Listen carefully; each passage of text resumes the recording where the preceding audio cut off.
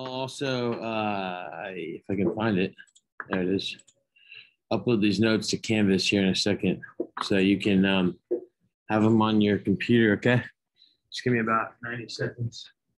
Hope everyone's having a good day. It's a little sleepy in here. Get it?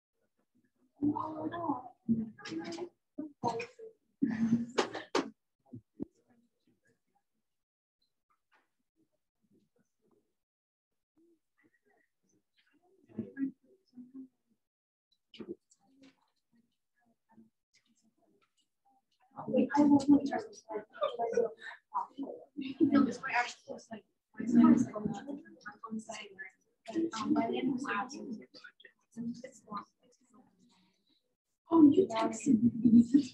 Yes, I like it. Smiles. I just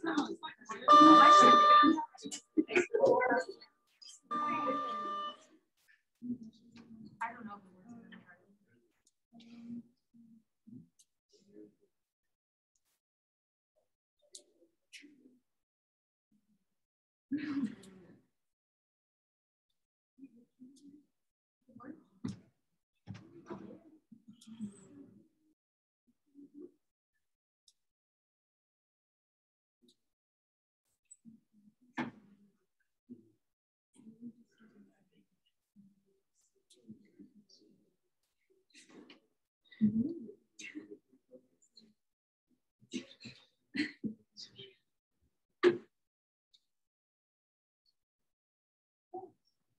Oh, yeah.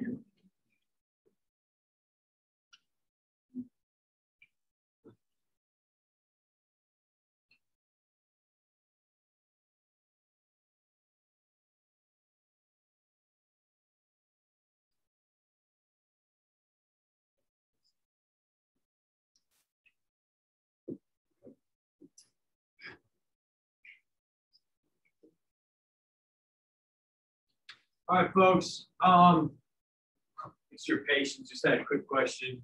So we are going to be doing the discussion tomorrow. I'm going to figure out. Broderick's class has it before me, and so I'm going to see how he gets it done. But I do have assignments made. What I'm going to do is take this. Apologize for the lack of prep. My student teacher left 2 days early on me, so I didn't know that I was going to be teaching and making Nearpods for CP. Like today or last night at 10. No, he got a job across the hallway. So yes, he's coming back. He's just right there. I guess that's the easiest way to put it, right? So I need to go to files. Those of you on Zoom, just telling the class that we are going to have a discussion tomorrow. And I will tell you what your role is, okay? I think the way we'll do it is everyone will have to be on Zoom. So I think the computer can handle that. I'm really looking forward to it. Maybe everyone's in the actual room. That's all good too. That's kind of fun. So maybe it's a little more spirited. We'll see. Why don't you just upload this and stop talking? Did I already do that? I think I did. And now put it in the correct module. All right. So I'm going to share the screen for those of you that are at home and those of you that are here. Take a look up here. If you don't want to take hand notes today, or that's not your groove, then just go ahead and find this file, which looks to be like, let me get here on time. This right here. I'm gonna add that. All right, so that's on the end of this module. Like I said, for anybody who, whatever, do what you do. Again, I think taking notes by hand is the most effective. I'm not gonna lie, I'm probably gonna cover some of this fairly quick, and some of this is just pictures and stuff. Yesterday there was a lot of questions on Nearpod. I figured we'd take a little bit of a breather, get back to it next week. And honestly, since you have this at your disposal, I might just have a notepad next to you and write down some like key ideas. Because if you took notes like you were supposed to at home from the textbook, if you did the reading questions, if you listened yesterday, some of this should be just kind of like a reminder / reinforcing what you thought you learned, okay? And if you follow what teachers are doing, Ignite, Chunk, Chew, Review, we're basically trying to follow that same thing. And so today would be more of a, what I would call it, the chew and review part, not so much the chunking. I did that yesterday. All right. All right. Anybody have a question? Jill? I do. It's behind you. I don't know if it works that well. It's been there for 13 years. You can give it a try. That was in Zoom. She asked for a pencil sharpener. Just want to make sure you're with the class. All right. It works. Good. All right. On that note, though, I'm going to go ahead and press present. I went full screen. Want to make sure those of you at home, I'm pressing resume share and getting nothing out of it. Let me see if I can try it again. All right.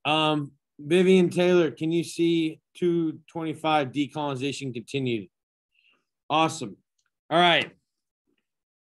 So let's go ahead and take a moment to see if I can press this in without breaking the whole system. Come on, baby. Come on. You do it. You can do it. Yes. Hands off. Let's see. What are you doing to me? Oh, got to turn it on.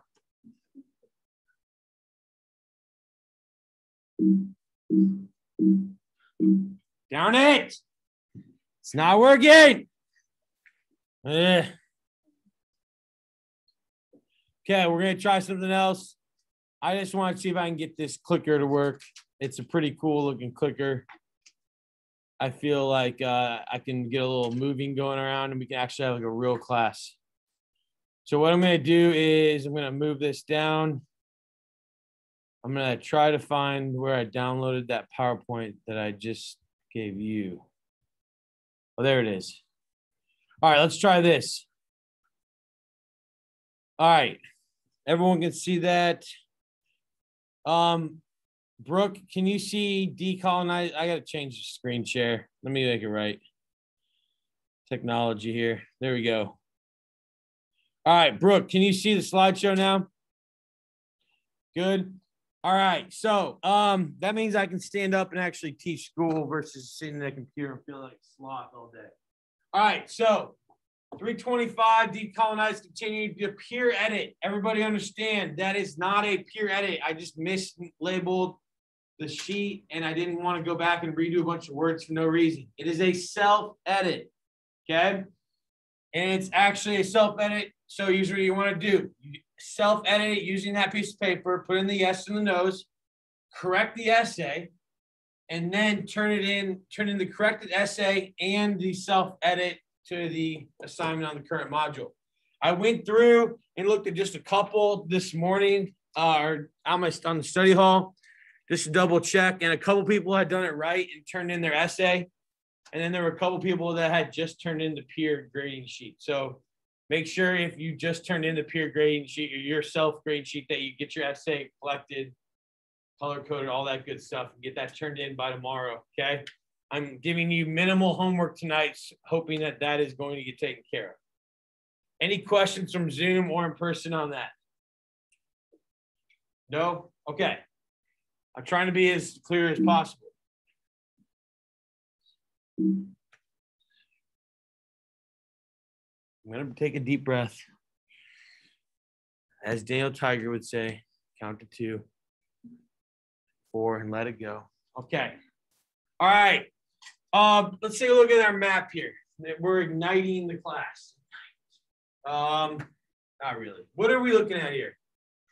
Asia and Africa in 1900. What would be the difference between this map and, let's say, like 1960? What would be some differences? I'll put up a map of 1960 versus 1900. Can anyone point out the differences? Jill? In Africa, the division lines would be different. Instead of countries, it would be like tribals and like cultural regions. Okay, so if we had gone way earlier, like I showed you yesterday, yeah. Correct.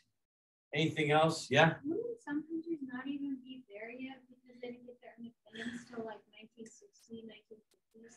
Mm-hmm. Like Ghana. So what they're showing here is these were the colonial powers. So like that's still Belgium. See that? Congo, yeah. Yes. Okay. So you see technically the Ottoman Empire still existed around 1900. Remember that? That's going to disappear. Definitely you're going to see the British not control over here anymore. The Dutch lose control over Indonesia, etc. So major changes. That's called decolonization. All right, we're going to take a look at Africa a little bit more in the sense of after World War II, there was an African nationalism movement, okay? And it's called negritude. It's kind of a word that's used for it. It coincided with an event called the Harlem Renaissance in the United States, where African Americans really pushed along with the people of Africa for this idea of a pan-African movement. Yeah, does anyone know what the word pan means in that sense? Yeah? All, good, exactly. So all African movement would mean like solidarity between all African peoples to try to raise the status of the continent in general, all right? And so that is why you start to see these first independence movements post-World War II. Okay, during World War II, there were more factories built in Africa and more people started to move to cities to work. We talked about that yesterday. The first major independence movement was Nami Nkrumah in Ghana, which we've already discussed. Okay, I think you remember that, so you don't need to write that down. But 1960 is known as the year of Africa, as that's when the most movements occurred for independence. Okay, if you look on the map that's on your screen, if you have the PowerPoint pulled up, you'll see the years that these particular countries gained independence. All right. Now, there really were kind of like 3 ways to gain independence. Like incomplete dependence, like complete, or kind of negotiated. All right. And so incomplete independence was the example of Kenya. Okay. In Kenya, basically white coffee plant owners did not want to give self-rule to the Kenyans because they wanted to control their coffee. Has anyone ever been to the Starbucks in Seattle before, the first Starbucks? So we were there, and I was kind of amazed at how many different coffee blends they had from Africa, like Botswana. They had one from Uganda, from Kenya, obviously, and I started kind of wrapping my head around this class. And the Mau Mau were basically the independence fighters that wanted to kick out the rich white plantation owners to gain independence for Kenya. And so what you end up with is violence. The British spend more money, and Jomo Kenyatta is in prison for 8 years. But by 1960, the movement, this Pan-African movement, had become so strong that the British recognized it's time for them to gain their own independence. Okay. One of these kind of the issues behind this, though, is that because the British held on to this for kind of a tight grip throughout the 1950s, is they did spend more money there, and there is more infrastructure in Kenya. Has anyone been there in the class?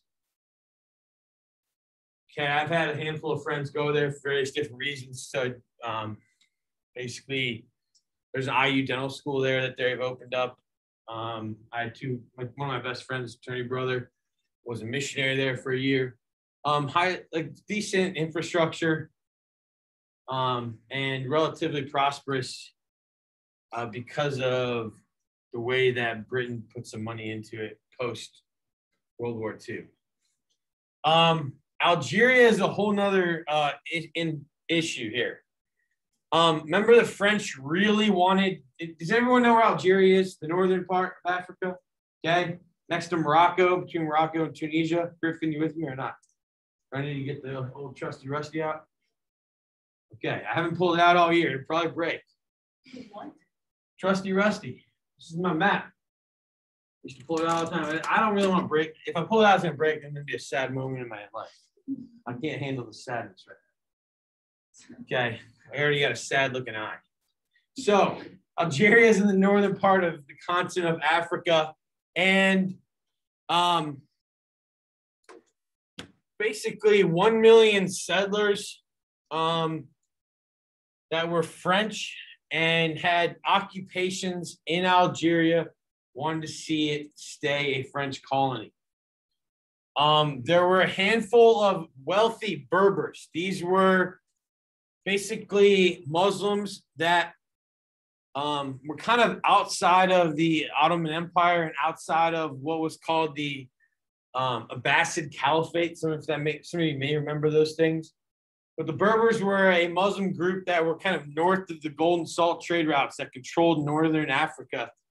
And so them and then Arabs who joined from the Middle East wanted to gain independence for this wealthy colony. All right. And so the National Liberation Front fought against a secret army that the wealthy white Frenchmen put together called the OAS, or the Secret Army Organization. And it turned into a gross war for 8 years that wouldn't be settled until 1962. And it would result in a lot of emigration. You guys know what emigration is versus immigration? It's movement in. Exactly. Movement in. All right. So it results in a lot of movement into France, which again kind of explains why, again, it's like an easy metaphor to look at their World Cup team and understand why there were so many descendants of Algeria, second generation, that were playing soccer for the French. Does that make sense? Yeah. All right. Do you see why the European countries were reluctant to give up their control of these places? Why we call it incomplete independence? What would be a motive for them to not want to give it up? Simple, right? What's that?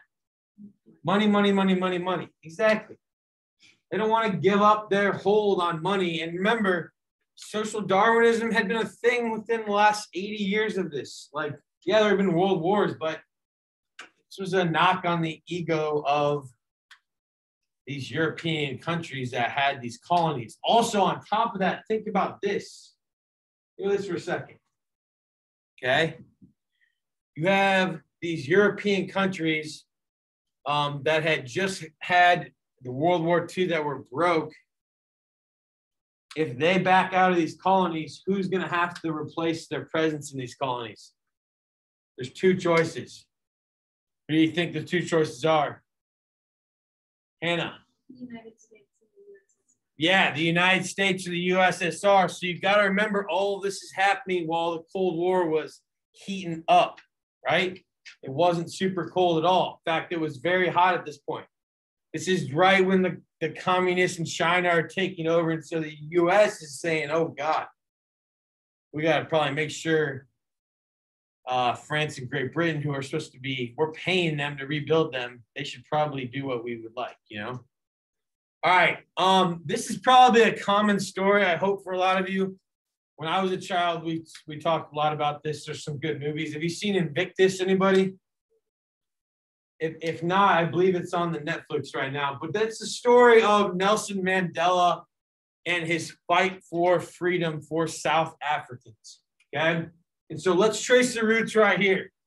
South Africa became kind of a protectorate of the British in 1910, and they had 4 million white residents, and they denied civil rights to the Black population, all right? And then what happened was, after World War II, the white Europeans, who were a mix of British, Dutch descent, French descent, made rules and what was known as apartheid that gave them 80%, 87% of the land and made all Black people live on 13% of the land, okay? So when I was showing you shanty towns, there are shanty towns in South Africa, many of them, because of the amount of people that had to live in these shanty towns. On top of that, obviously, they limited the vote. Black Africans and Indians couldn't vote. But also, they made a passport system. So for a Black African or even anyone, a mixed African for them or Indian, for them to leave their little lands, like their projects, they had to have a passport, which had to be government authorized and issued to go work in a mine or anywhere. If that passport got denied, if they lost it, if they broke a rule, it would get taken and then they would get beat or killed. I mean, it was not just racial repression, it was downright subjugation and human rights violations, all right? One of the more notable ones, the African National Congress, which was the group created by Nelson Mandela to protest, was the Sharpeville massacre. Sharpeville was one of part of the Black areas of South Africa, and 7,000 people rioted. 270 people were injured and about 70 killed or just shot on at a peaceful protest. Is that going to upset people? Yeah. The leader then, Nelson Mandela, was put on Easter Island in jail for 27 years. It was supposed to be a sentence for life, maybe 36 years. He was released like 89 or so. Yeah. 30, a handful of years, but he was sentenced to prison for life. And he becomes one of the most well-known men of peace in the 1980s and 90s because he comes out of jail and having been beaten, he doesn't blame the whites and FW de Klerk. He reunites the country, which still has issues today, but was pretty helpful. All right, so it was people like the Bishop Desmond Tutu. Has anybody heard him before? He came to Butler. No? He came and spoke in Indianapolis a few times. But basically, he encouraged other countries to start an embargo against South Africa. You guys know what an embargo is? Anybody on Zoom know what an embargo is? No? Okay, an embargo means he encouraged every country to not trade or sell anything or buy anything from South Africa. It's like a form of economic warfare. You put an embargo on it. I don't know. Does no one remember last year, a couple years ago? This would have been maybe like 3 years ago when Trump put an embargo on Chinese goods. Yeah. That's what it is. That was a Trade embargo. Those were more tariffs, but he did outlaw embargo strip outlawing some things to be bought or sold. Like Huawei or whatever, like most popular cell phone in the world next to the iPhone. You can buy them in Canada. Buy them all over Europe. Probably buy them in Mexico. You cannot buy those in the United States because there was, decent amount of evidence that they stole their technology from Apple. So Trump put a ban on the company, and that's economic warfare is what that is. Now, due to the fall of the Cold War, or the end of the Cold War, fall of the Berlin Wall, there was a push for rights for people in general. And you get the end of apartheid and the first free democratic election in 1994, where Nelson Mandela, you see him right here. You see F.W. de Klerk. Here's who he's taking over for. And again, you get a constitution in 1996 that looks similar to the United States. That 1996 seems like ages ago for y'all. I was 11. Okay, so I remember this happening. I remember it being on TV. And again, this is a big movement for those of color, especially in South Africa.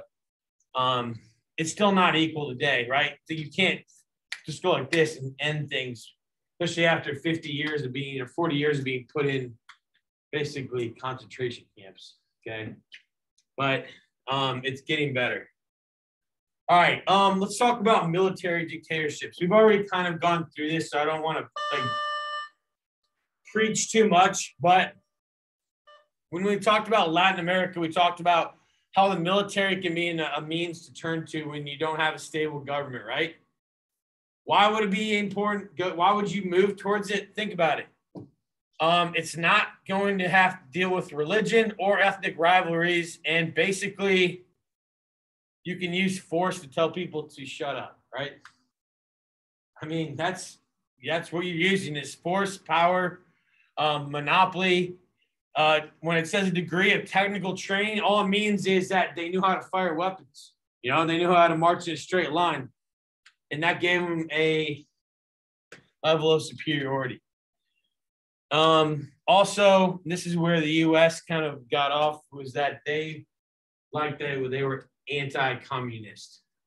And so this is where the United States made some big blunders in Africa, such as supporting like Mobutu in Zaire or the Congo, and supporting different dictators just because they weren't going to cooperate with the USSR. Okay, just like Latin America. Look at the bottom part, though, just like we talked about. Economic development is rare, though, all right? And so you're not promoting democracy. You're not keying in on your economy growing. Are you really progressing very much? Not really. Idi Amin of Uganda. This is Mobutu. This is Uganda. This is Mobutu right here. And then this is Muammar Gaddafi. If you've ever heard of him, he was just overthrown in 2009 in Libya. He was dictator for a long time. All right. Let's just briefly talk about Egypt. Your textbook spent like 5 pages on this. I don't even know why. It's really not that deep. Okay. Gamal Abdul Nasser was upset that after World War II, the British put the same Khedival regime, that family that had been in power for a long time. Do you remember them? They basically had been in power since the Mamluks, who were like that slave dynasty that protected the Ottoman Empire. They had replaced them. So 1800s, they'd been in power. British leave, they leave them in power. This guy, he was connected to the government, and the military says no, seizes power in 1952 after they lose to the Israelis. Holy cow. How does a country like Egypt lose to Israel? Somebody apply common sense to this. How does a country like that lose to Israel? Yeah. Aha! Bing, bing, bing. They were really fighting the United States, Great Britain, and other countries that sided with Israel and all of their money that they gave them. Correct. So when Nasser takes over, he does a lot of reforms that look socialist and maybe communist in nature, right? Thinking the United States wouldn't be down for that. And land reform, education, subsidized food costs. Basically, his reforms were not well liked, and you didn't see the Egyptian economy prosper at the rate that it could have. Okay. One of the things that did help was the building of the Aswan Dam, which has been expanded even in the last 10 years and provides a horde of energy to the country, okay, in terms of electricity, all right? Also, you've seen Egypt expand the Suez Canal, and they control that now so they can make more money off of it. More ships can go through it, and it's deeper, all right? I think I have another one. I don't. So he's going to rule, though, into the 70s again. And even though he supported pan-Arabism, which that means one Arab state, it never happens. You know, I think I've told you all that today. If there was one Arab state, politics in the world would be way different. That one Arab state, if like Iran, all the way from Pakistan over to Morocco was one country, that country could compete with Russia, China, the US, India, Brazil, etc., right? But there's not. There hasn't been a pan-Arab state really since the first two caliphates, the Umayyad and the Abbasid Caliphate. After that, it got broken up. You could say the Ottoman Empire was the closest, but they never controlled the Shiites who were in Iran. Remember that? All right, cool. We're doing a good job here. So take a look at this map. Yeah, if I had a Nearpod, I'd have some kind of cool question, but you know what? I just wanted you guys to just feel relaxed and just kind of have a little bit more of a laissez-faire type day, all right? Remember what that means. Hands off. Just kind of let it go. Take a look at the map, though. Dictatorships in the 20th century. Oh, what do you think? What am I trying to tell you? What do you think, Lucy?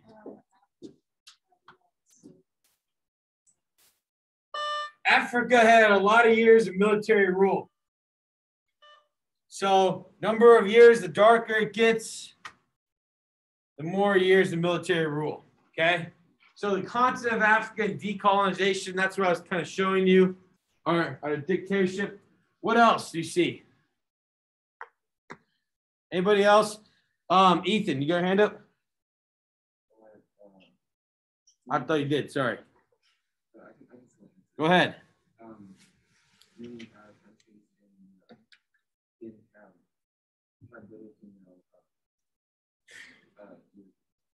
Yeah, so Europe and North America, in general, did not have a dictatorships.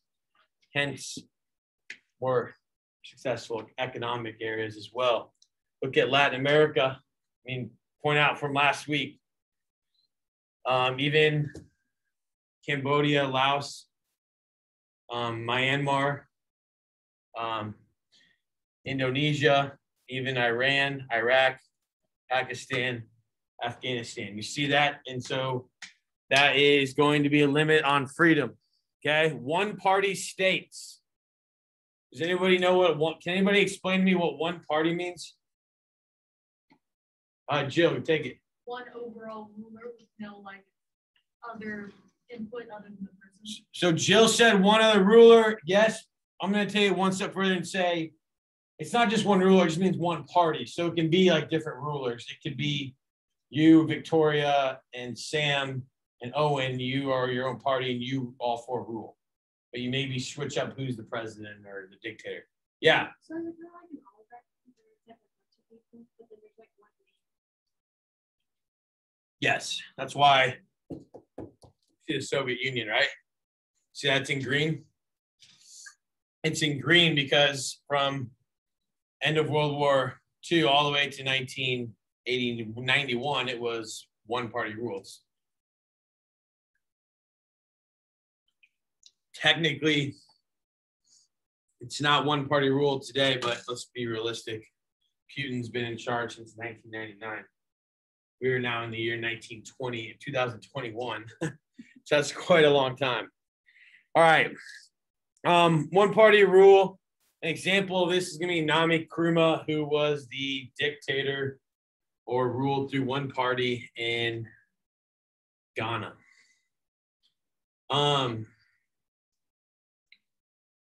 And his ability to use propaganda and really to use Ghana's nationalism, claiming that they were from the original kingdom of Ghana, led them to being fairly prosperous, even though they were relying on things like cocoa and cash crops. That's why Ghana has, today, even pretty prosperous economy. Is Ghana located where the original kingdom of Ghana was? Not even close.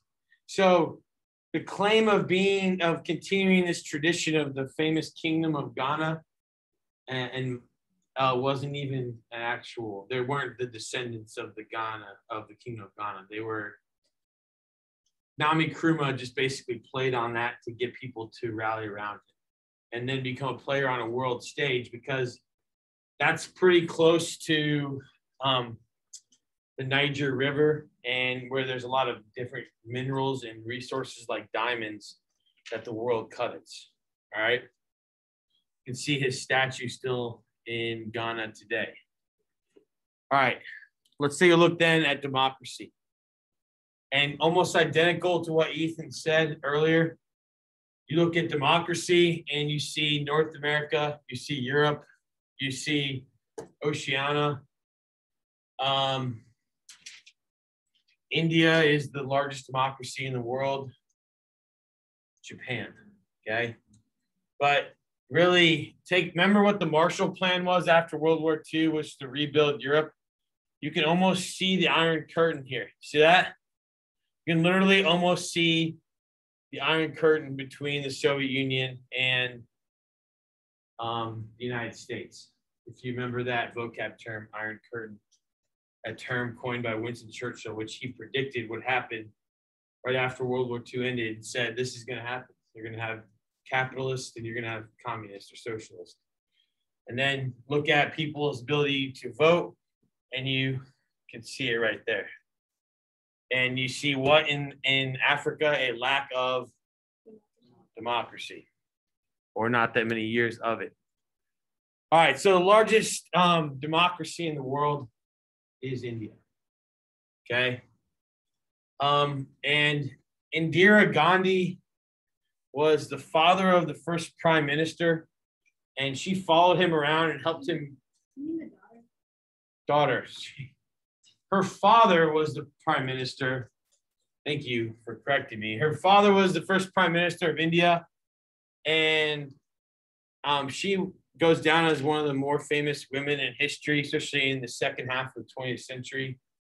She ruled pretty much directly for 17 years in India, and some questionable moves like trying to limit the freedom of the press. From 1970 and 1972, she authorized like an emergency state where basically she tried to force East Pakistan and Pakistan in like religious warfare to try to play a little bit tighter grip.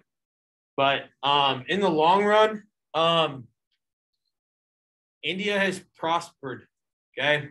We talked about the Green Revolution. it's there again because it averted a global famine, but at the same time, it's cost us in ozone layers and air pollution, and so much population on the earth has taken away from the ability, or it's caused the earth to heat up as well. Okay. All right. Other than kind of growing middle class, I think a lot of you are aware that a lot of call centers have moved to India. A lot of tech companies, due to telefiber optic cables being placed in the ocean, meaning connecting India and the United States. If we could ever finish watching Slumdog Millionaire, you would get it. Okay. The call center thing. My wife's company actually targets, like they're one for a year. Their goal was just to target call centers, sell products to them. It's that big of an industry. All right, and then you guys have heard of Bollywood before? Showed you yesterday. I had last year I had a student who was very into Bollywood and was always telling me about the famous characters and actors, but it is technically, in terms of money, larger than Hollywood. Okay, which put that into account. All right, our last revolution here that we're going to look at is Iran. All right, so Iran was never colonized. I think we talked about that. Okay, they had a leader, the Shah Pahlavi, who was friendly to the United States and opened up its oil to the U.S. over Russia. Okay, everyone got that? Or the Soviet Union. And so Iran became modernized in the terms of, like, they played on their Persian traditions. They became fairly nationalistic. They copied a lot of Western cultures. You had cars. You had, again, the symbols of Coca-Cola and Levi's. You had a growing economy that was basically just reliant on the money that they brought in from oil. Okay, remember there's the Persian Gulf. That's where most of the oil in the world comes from, okay, is that area.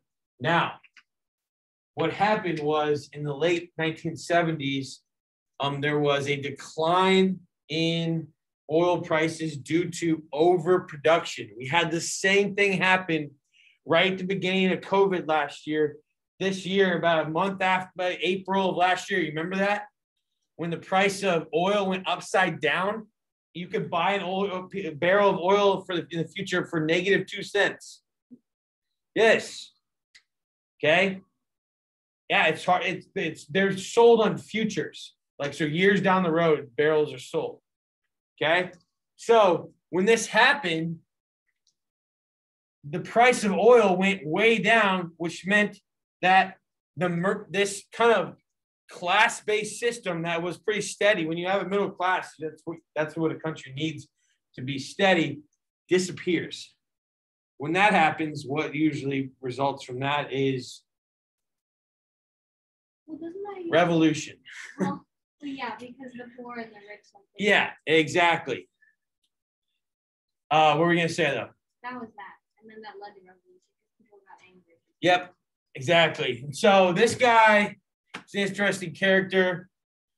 Basically, the United States liked him. In fact, during this revolution that occurs in the late 70s, the United States paid to bring him to Washington, D.C., where he eventually died of cancer. Okay, but we gave him shelter. So it starts as kind of like a homegrown riot, but then it turns into a very serious riot when, again, the Shah has to leave France, all right, or leave Iran, and then this radical leader by the name of the Ayatollah Khomeini. Make sure you have that in your notes, okay? Your handwritten notes or your computer notes. Ayatollah Khomeini had been exiled because of his he was too radical of a Shiite Muslim. All right. And so he is brought back, and he basically becomes like a single party ruler or a dictator of Iran, the Ayatollah Khomeini. All right. And this is him getting off the plane. You see this? Okay, which is, again, probably an iconic image. And the radical phase got pretty radical pretty quick. Here is his images kind of being as the leader of this revolution. Here you've got, obviously, Time Magazine is biased to the West, right? But you've got his picture along with, which president is that? Jimmy the Peanut Farmer Carter, baby. Come on. From Georgia. Yeah, what's going on in this picture? Come on, history folk. What's going on in this picture over here? Yeah, somebody being blindfolded, carried away. Who's that? No, he ain't being blindfolded. He's leading this whole deal. Nah, not other leaders. The other leaders fled or were killed. That is a United States embassy worker. Okay, so what happened? There was a purge of any Western ideas in Iran. Satanic influences, like genes, like women having their faces unveiled. Seriously, though. No, I'm not kidding. Like no Western radio, no Western music on the radio, nothing. No, it was a total reversal of culture. Alcohol, co-educational classrooms. That means women basically didn't go to school anymore. Okay? No more mixed swimming. Couldn't go in swimming pools together. This was a dive back to Islamic fundamentalism. We talked about this. Very strict.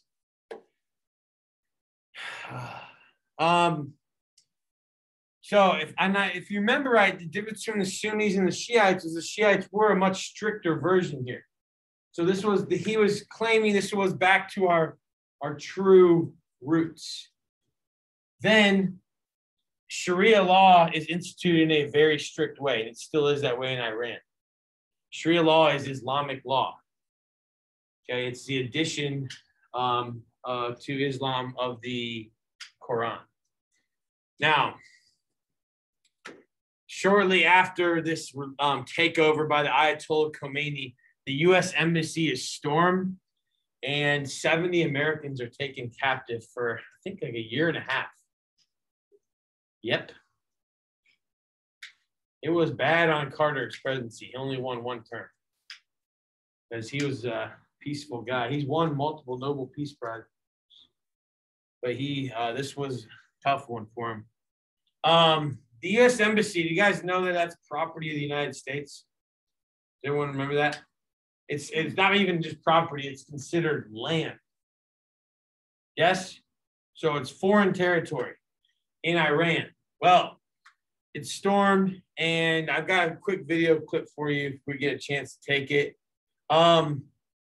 Basically, all U.S. money and everything was taken as well, and investors, and put into nationalized farms, collectives, what you would consider to be dictator moves. And then you had an 8-year war right at the end of the Cold War between Iraq and Iran. This is when I told you that the United States gave Iraq money to fight against Iran because Iran started taking money from the Soviet Union.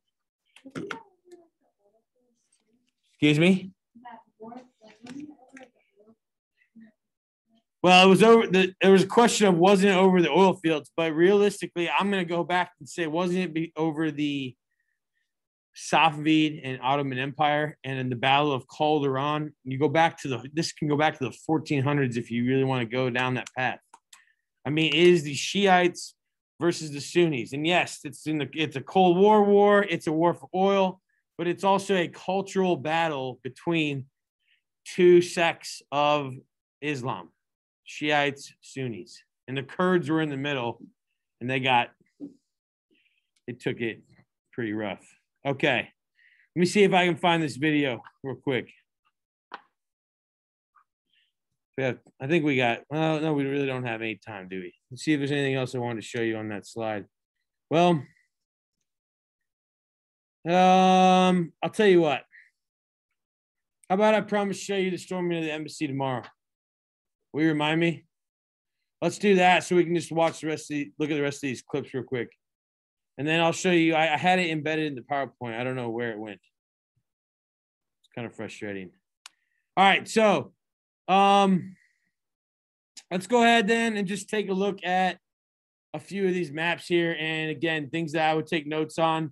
Where is the most dense population in the world here? After the population bomb post-World War II. What do you got, Jill? India, China, Europe. You see the Niger River area I was telling you about. You see the east coast of the United States, closer to Mexico City, Central Valley of Mexico still. Okay, that kind of makes sense. Indonesia is the largest Muslim country in the world. It's very highly densely populated as well. Okay, this is a cartogram. I think most of you understand what that means. Whereas the country is the size relative to its population. What sticks out to you here? China is huge. India is huge. What else though? It looks like the United States and Brazil. United States and Brazil are somewhat similar. US has 100 million more people. The continent of Africa isn't nearly as big as it is on a actual map, is it? Look how big Japan is, though, for its actual size. Incredible. Philippines as well. And then you look, people don't realize there's 141 million people in Pakistan. That's a much smaller country than the United States in terms of land size, and it's about 55, 60% the size. Ethan. Yeah. Biggest country in the world. Look at it, tiny. That's because most of it is inhabitable or just, again, cold. All right. AIDS in the 20th century. You're going to notice that the AIDS epidemic was strongest in Africa due to lack of basically clean needles, blood transfusions. Would lead to a spread of AIDS and an outbreak of it. Okay. Percentage of arable land, purple being the highest and orange being the lowest. Arable means farmable land. Ethan, back to the comment you just said. Look how farmable Russia is. Is that farmable? Not really. Canada. Not, it's pretty cold. That's why everything costs so much when you go there. Saudi Arabia is a sand.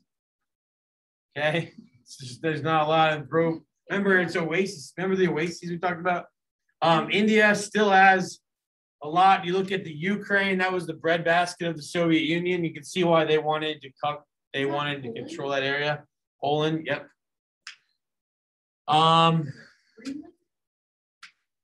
Nothing. I mean, it shouldn't have any. Yeah, we have military bases there. My grandpa made one. All right, here's an interesting one: soil degradation. So that's kind of abuse on soil.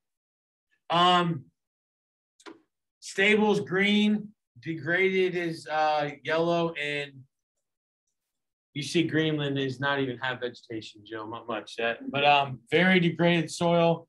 You see the United States okay, where corn and soybeans are grown the most. Brazil, you'll notice, is taking quite a few. You see sub-Saharan Africa in the Sahel, this area of Eastern Europe. Also, look at China. This is one of the things that is, could hurt their future, and then also India as well. Yeah. I think that the reason why Africa's like going like in the line is because of the way that the water movement is, like the. No, I think it's because that's for the equator. Yes, exact. Because this is hot, really hot, but this is the Sahel, which gets a lot of sun, but also rain. All right. Here's the deal. Discussion tomorrow. Those of you that are on Zoom, make sure you take a look. We're going to be getting you involved. If you are a 1, you answer questions. If you are a 2, you need to make 5 questions tonight. Okay. Scooch. Thank you. Also, you need to make sure your essays are turned in. Okay. So you got work tonight. It all depends on how much you've been working the last 2 weeks. Okay. Again, I'm trying to create independent learners for all of you. That's the goal. Does anybody have any other questions for Mr. Burnett? Just talk to myself in the third person. No? Anyone on Zoom? You guys everyone feel okay? All right. I'm going to go ahead and end this session, this show. I do have a question here. Hold on, folks. Liliana, you are a 1. Okay.